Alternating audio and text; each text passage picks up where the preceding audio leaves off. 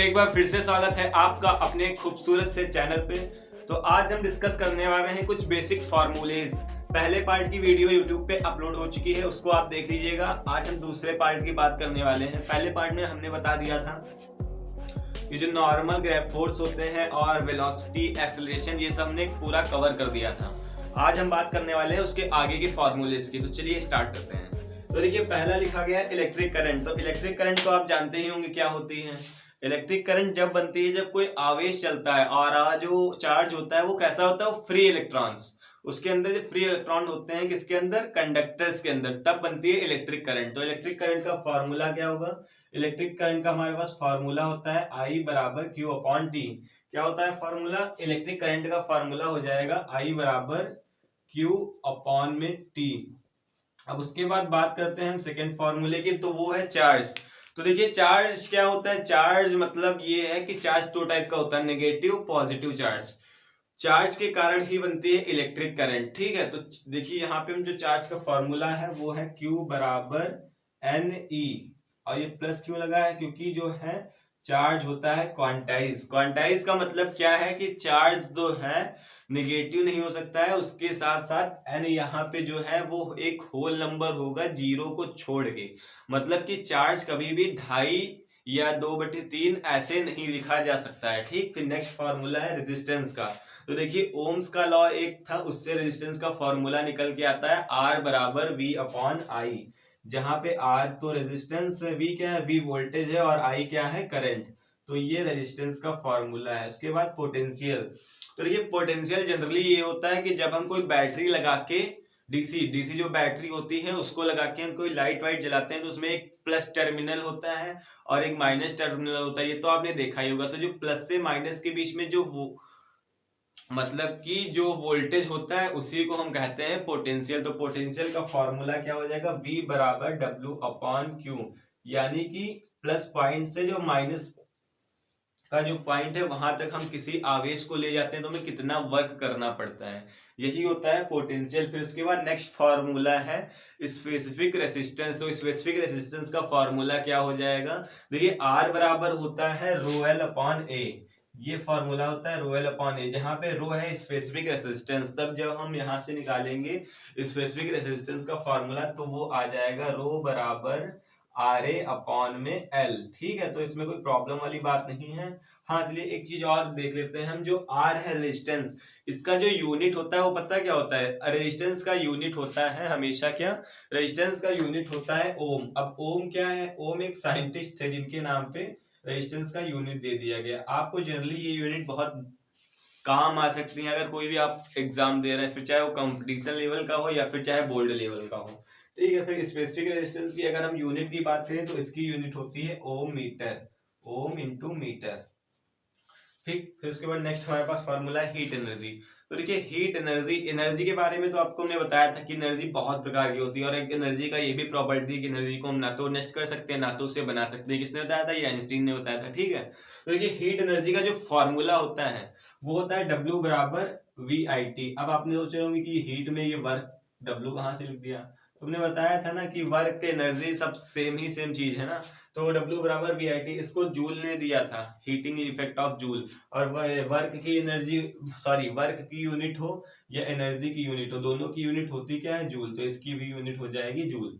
तो उसके बाद टाइम पीरियड। और देखिए टाइम पीरियड सिंपली होता तो टाइम ही है, लेकिन पीरियड इसलिए लगा दिया गया है कि मान लीजिए कोई चीज है, उस, चलिए एग्जाम्पल से देखते हैं। मान लीजिए ये एक सर्कल है, हम इसकी यहाँ से स्टार्ट कर रहे हैं चलना और यहाँ से आके यहाँ तक, यानी कि कोई इलेक्ट्रॉन ही मान लेते हैं इसमें मूव कर रहे हैं, तो वो इलेक्ट्रॉन यहाँ से चल के यहाँ पर कितनी देर में पहुंचता है, ये होता है टाइम पीरियड। तो टाइम पीरियड आपको सिंपल पता है कि जो टाइम बराबर डिस्टेंस अपॉन स्पीड होता है, तो वहीं से निकाल लेंगे इसके। और इसके बीच की अगर हम डिस्टेंस सोचे तो क्या होगी, जो वृत्त की परिधि होती है यानी कि पेरीमीटर ऑफ सर्कल, क्या होता है 2πr, perimeter of circle 2πr होता है। और वही स्पीड की बात करें तो वो v स्पीड से चल रही है, तो इसकी जो फॉर्मूला होगा टाइम पीरियड का वो होगा 2πr अपॉन v। अब हम इसकी यूनिट का बात करें तो इसकी यूनिट का बात करते हैं तो वही इसका यूनिट होता है जो होता है टाइम का यूनिट। टाइम का यूनिट सेकंड होता है, आपको तो पता ही होगा। फिर उसके बाद आती है बात फ्रीक्वेंसी की। तो फ्रीक्वेंसी जनरली होता है इसका अपोजिट, किसका अपोजिट, टाइम पीरियड का अपोजिट।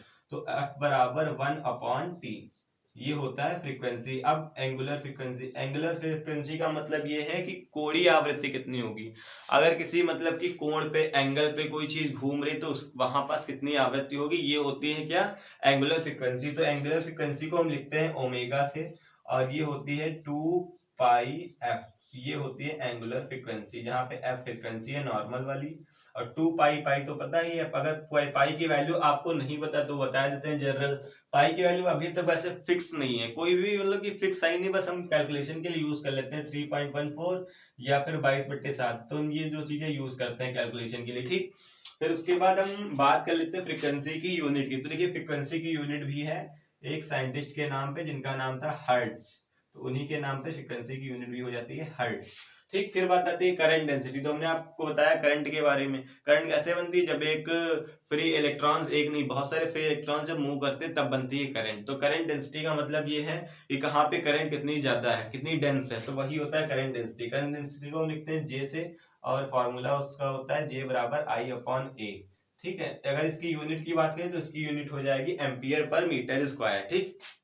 हमारे पास है नेक्स्ट 3 नियम। कौन कौन से, पहला न्यूटन्स लॉ ऑफ मोशन का फर्स्ट लॉ, सेकंड लॉ और थर्ड लॉ। देखिए फर्स्ट लॉ क्या होता है, V बराबर U प्लस AT, ये न्यूटन्स का फर्स्ट लॉ है मोशन का। सेकंड लॉ क्या होता है, S बराबर UT plus half AT square.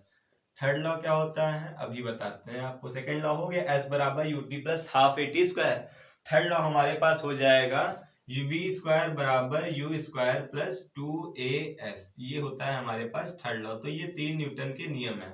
अब एनर्जी ऑफ फोटोन, तो अब फोटोन क्या होता है, सबसे पहले हमें ये पता होना चाहिए। ये फोटोन जो होता है, लाइट आपको चलती हुई दिखती है, लेकिन लाइट जो चलती है उसको अगर हम जूम लेवल पे, क्वांटम लेवल पे देखें तो वो चलती किसमें, ऊर्जा के छोटे छोटे पैकेट्स में या बंडल्स में। तो उन्हीं ऊर्जा के छोटे छोटे पैकेट्स या बंडल को हम कहते हैं क्या, फोटोन। तो फोटोन की एनर्जी जो होती है वो होती है E बराबर H इंटू F, जहां पे H क्या है, H है प्लांक्स कांस्टेंट। अब कांस्टेंट की वैल्यू फिक्स होती है, तो H की जो वैल्यू है वो हो जाएगी कितनी, 6.6 इंटू 10 की पावर -34 जूल। तो ये यूनिट है प्लांक कांस्टेंट की, कितनी, 6.6 इंटू 10 की पावर -34 जूल।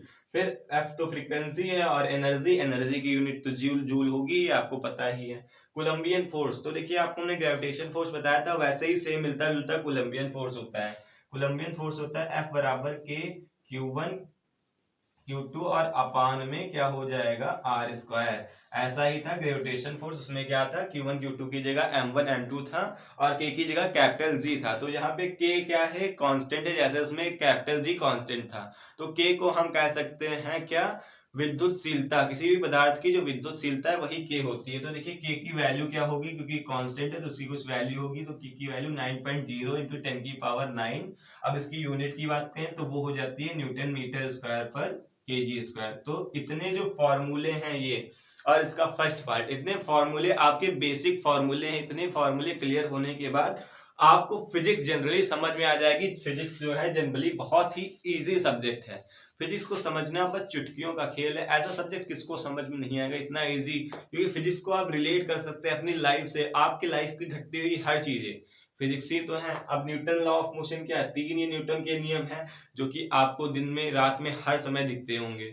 ये इक्वेशन है न्यूटन लॉ ऑफ मोशन की। इसके बाद हम देखेंगे कि न्यूटन लॉ होते क्या हैं, तीनों नियमों को हम डिस्कस करेंगे, क्योंकि हमारी बेसिक क्लासेस अब स्टार्ट हो रही हैं, तो हम पहले जनरली बेसिक पढ़ रहे होंगे, ठीक है। तो इस वीडियो में इतना ही, तब तक के लिए ओके बाय।